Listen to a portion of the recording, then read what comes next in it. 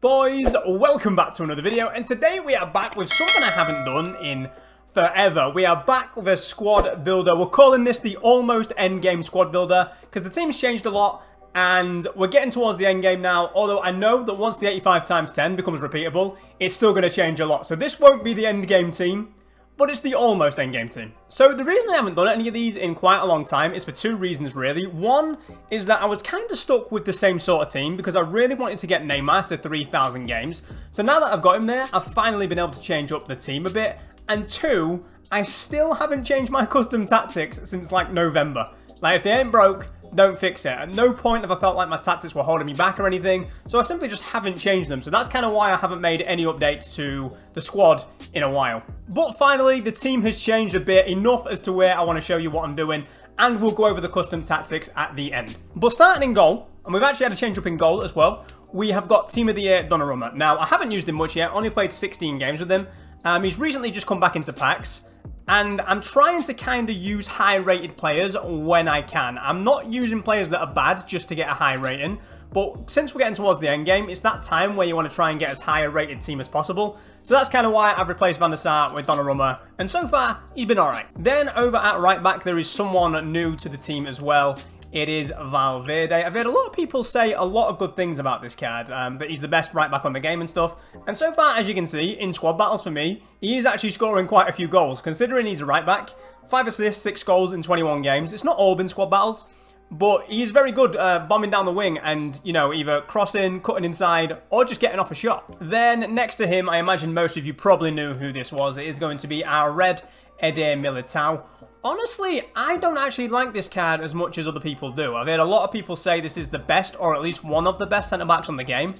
I've used him for 145 games now, and I don't know, I just don't get on with him that well. Like, he's fine, he's absolutely fine, but I don't see him as one of the best centre-backs on the game. But obviously, he helps link the team together, so he's in. Then, next to Eder Milli, we have his international teammate, Marquinhos. And to be honest, I'm kind of the same about Marquinhos.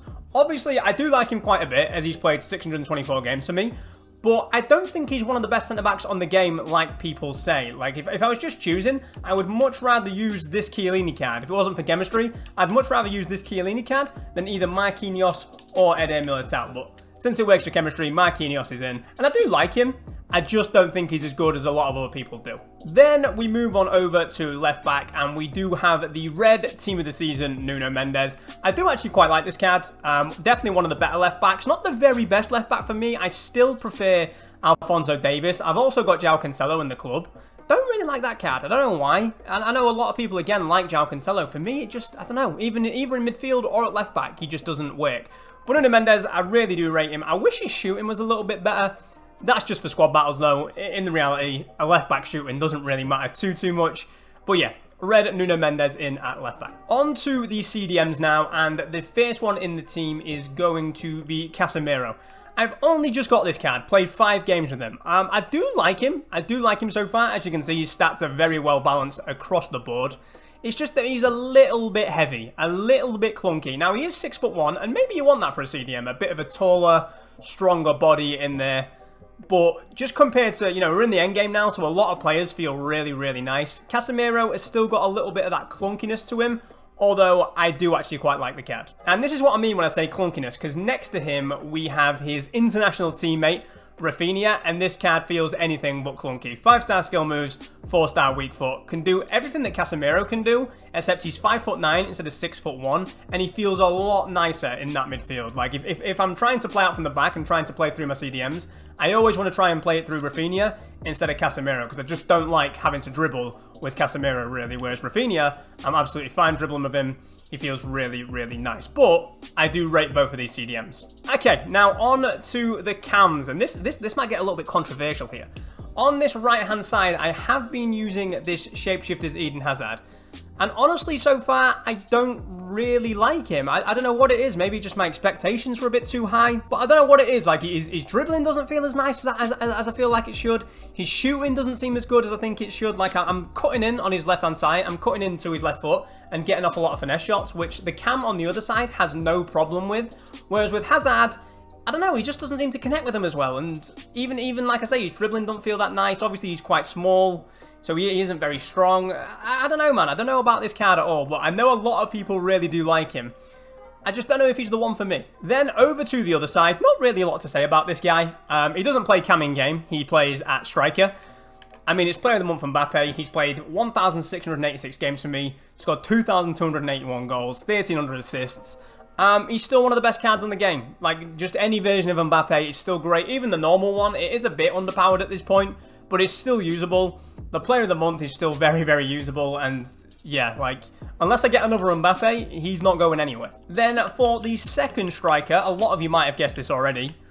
Where is he? Right forward. We do have the end of an era Gareth Bale. Now, I was saying for the longest time that I'm probably not going to complete this SBC, because I can just imagine that he's a little bit heavy. Like, just in my head, a 6'1" Gareth Bale is going to be a little bit fat, a little bit clunky. But I actually ended up using him because I had to do him through, because I got too much fodder, so I had to complete him. And I actually do quite like him. He is that little bit heavy compared to, like, I don't know, let's just say a Ben Yedder, for example. Like, he's a much bigger body type. He has got that little bit of heaviness to him, but not to the point of, like, a Casemiro where it's really holding him back. He actually is really, really nice. He's got a really good shot as well, really good free kick. And I mean, it's just Gareth Bale. I love Gareth Bale in real life, so I'm happy to have him in the team for now. And to finish the team off, we've got the man who actually straight up replaced Neymar in this team. And if you can remember, it was a man I was asking EA to let me pack for ages. It is Shapeshifter's Joe Cole. Basically, he's everything that Eden Hazard isn't. He's got a great shot, he feels good on the ball, his passing's good. Like, just everything. I don't know what it is. Why, like, you look at these two cards, they're pretty similar, you know, in terms of stats, in terms of body types. They're both 6'9". 6'9"? They're both 5'9", not 6'9".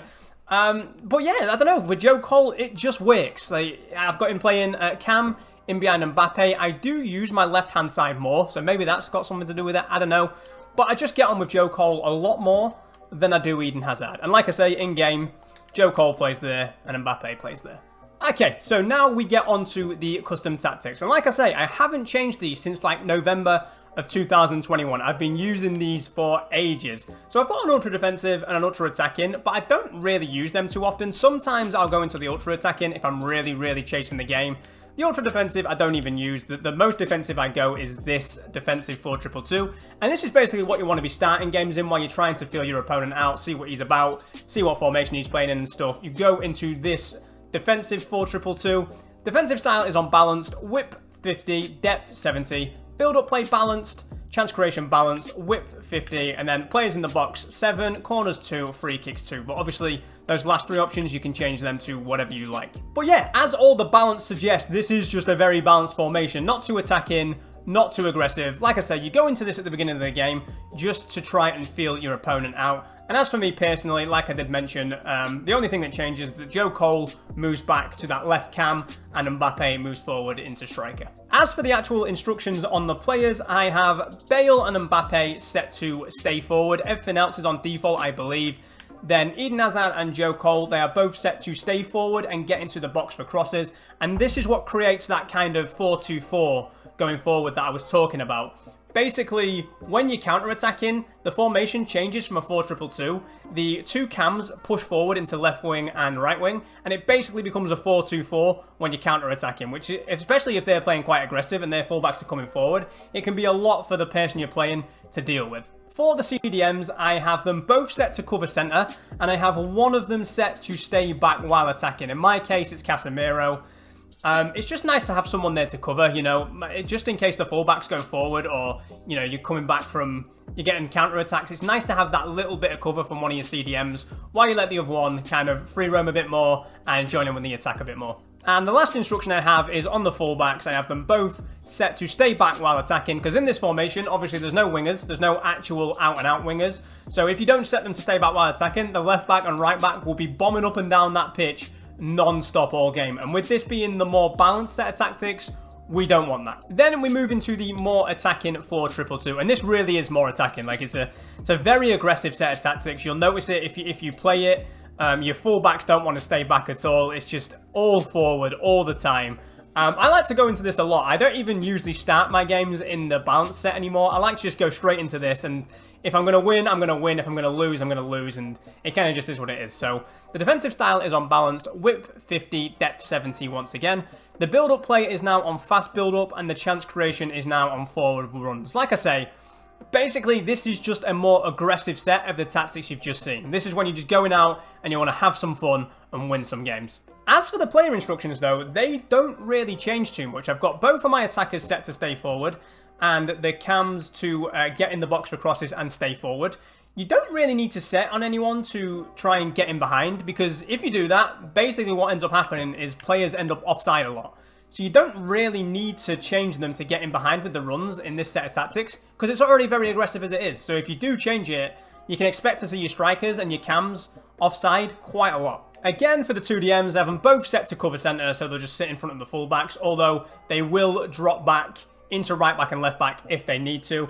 And I have Casemiro set to stay back while attacking, again, just to offer that little bit of cover, just in case we're getting caught on the counter-attack. Because in this formation, in this set of tactics, you can get caught out on the counter-attack a lot, because my right back and left back in this set aren't set to stay back while attacking, so they are non-stop bombing up the pitch. So that's why I like to leave Casemiro set to stay back while attacking, so that if either of these two are just caught out of position, Casemiro can come in and basically just fill in for them. And I will just quickly show you the ultra attacking. I don't know, I can't really remember if I changed anything about this. The EA's default tactics for ultra attacking are usually very aggressive anyway, so you don't really need to be changing too much. All you really need to do is kind of leave the instructions as they are, and then make sure you just change your team to be in the positions you want the players to be in. But as for the instructions, they're fine. Like, EA know how to make an aggressive set of tactics. So yeah, this is the squad I am using at the moment. Like I say, this is only the almost endgame squad, because I know that once the 85x10 becomes properly repeatable and all the best cards are back in packs, you know, towards the end of the game, I imagine we'll be packing a lot more of the high-end cards. So this team could still change a lot between now and the end of the game. So I'll probably do another squad builder right at the very end, just to give you an update as to where the team is and stuff. But that is going to do it from me, boys. Thank you for watching. To everyone who asked me for my custom tactics, there they are. Genuinely haven't changed them since like November. They still work great for me, so give them a go, see how you get on with them. And yeah, thank you for watching, boys. Now I'll see you again in the next one. Cheers, boys.